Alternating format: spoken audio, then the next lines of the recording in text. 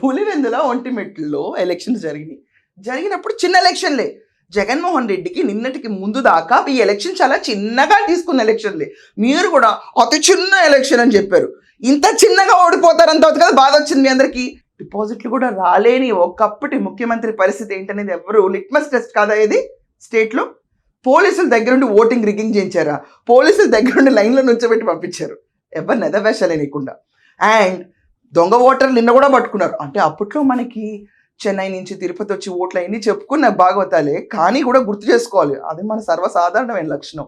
నెమరు వేసుకుంటా ఉన్న సిచ్యువేషన్లో అప్పుడు దొంగ ఓట్లు రిగ్గింగ్లు ఇష్టం వచ్చినట్టు జరుపుకోవచ్చు. రిగ్గింగ్ జరగడానికి వీలు లేకుండా అయిపోయిందే. కోయా ప్రవీణ్ ఇంటర్ఫీర్ అయ్యేటప్పటికే కదా జగన్మోహన్ రెడ్డికి డాడు డీడు అన్నీ వచ్చేస్తుంది నిన్న. లేకపోతే ఎందుకు వచ్చేది చెప్పమనండి ఒకసారి.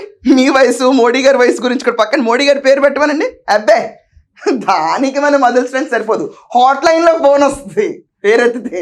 చంద్రబాబు నాయుడు గారు మంచి అయినానే కదా వయసు గురించి మాట్లాడాడు నిన్న జగన్. చెప్పండి అంబటి గారు, పోనీ మీరన్నా చెప్పండి మోడీ గారు వయసు అయిపోయింది ఎలక్షన్ ఎన్ని చూస్తారని. హాట్ లైన్ అర్థమైంది కదా, మనకు నేర్పించింది మీరే ఈ విద్యలన్నీ. ఎనీవేస్ రిగ్గింగ్ జరిగింది ఒంటిమిట్టలో. ఎవరు జరిపారు? వైసీపీ వాళ్ళు. అందుచేతనే 3,000 పైగా ఓట్లు వచ్చినాయి. లేకపోతే